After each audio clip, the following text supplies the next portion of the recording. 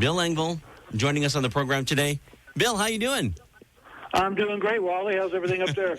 Well, it's winter, a little chilly. It's well, just so you know, I've moved to Park City, Utah, just to acclimate myself.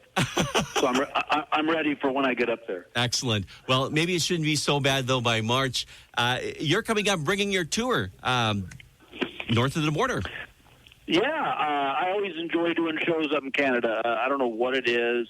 I just really seem to get along with the folks up there, and we have a great time, and it's a fun show. And as always, it's a clean show, and I think that's one of the things I'm most proud of is the fact that I can do a 60 to 90-minute show without having to talk, use foul language.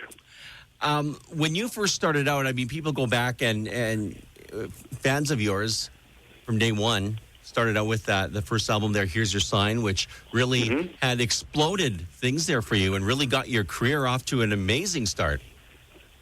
Yeah, Here's Your Sign was a gift from God. I always get young comedians ask me, how do I write a catchphrase? And I say, well, the problem is you don't write it. The audience dictates what it's going to be.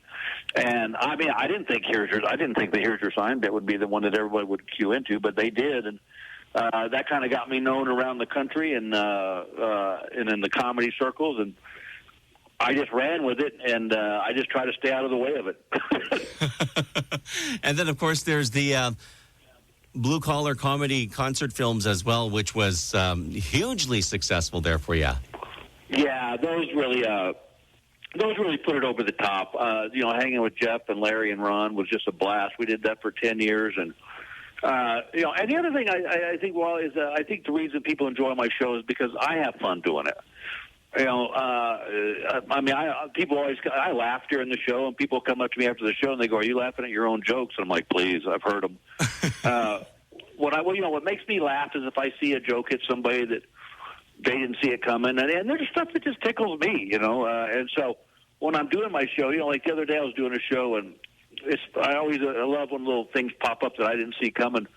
I was talking about my wife and I built a house together, and I have a new bumper sticker that I'm going to start marketing that says, "If you think you know your spouse, build a house," and because you'll find out things you did not know.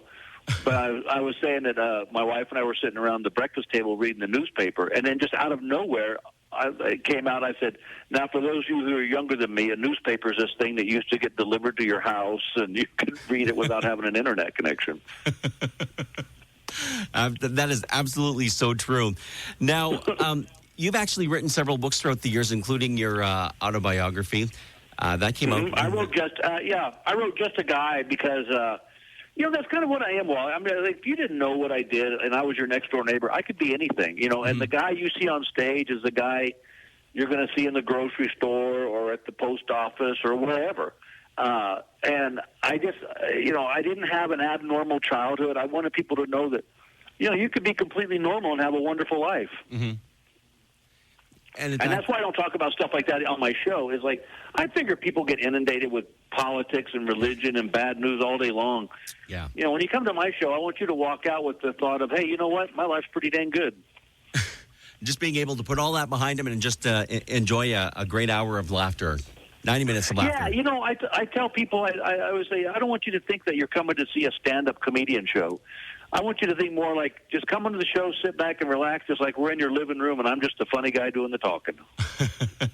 And that's exactly what you're going to be doing when you head on up here in March. It's over at the River Cree. It's going to be a fantastic show. When was the last time that you were up this way? Oh, gosh, I don't know. I know that I think I did the Stampede. Okay. But that was a few years back. Yeah. But I love it. I get up there, get my beers, my Ryan Cokes. I'm good to go. In the meantime there, Bill, if anybody wants to get any of your CDs, anything there that you've got, your website is available. They can go there and make their purchases. Yeah, it's just www.billengvall.com. You can follow me on Twitter at, I guess it's just at Bill Engvall.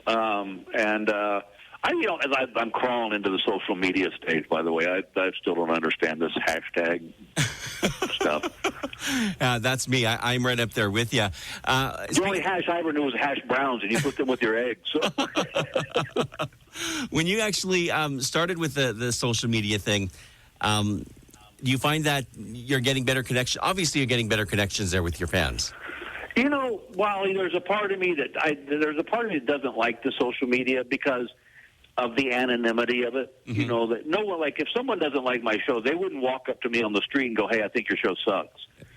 But they can put their little name, like, at Mom's House 74, and tell me that my show sucks. But, you know, it's not face-to-face, so I don't like that part of it. But I do like the fact that, you know, that it has a way for me to reach out to my fans that, like, for this, to tell them I'm coming to Grey Eagle, you know, and to be able to, so they go, "Oh, maybe we'll go see the show," you know. So it's a great way of telling people where you're at and what you're doing. Yeah.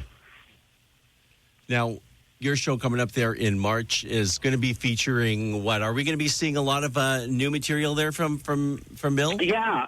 This show I'm bringing up there, this excuse me, is going to be.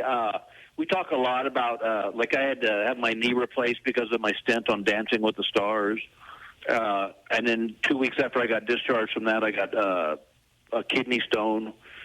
And then I got shingles, and I told my wife, I go, "I don't even want to go to the doctor anymore." I go, "I'm afraid they're going to look at you and go, 'Ma'am, just sell him for parts.'" It's just. But we talk about a lot of stuff. We can obviously we'll be doing some "Here's Your Signs" and just having a great time.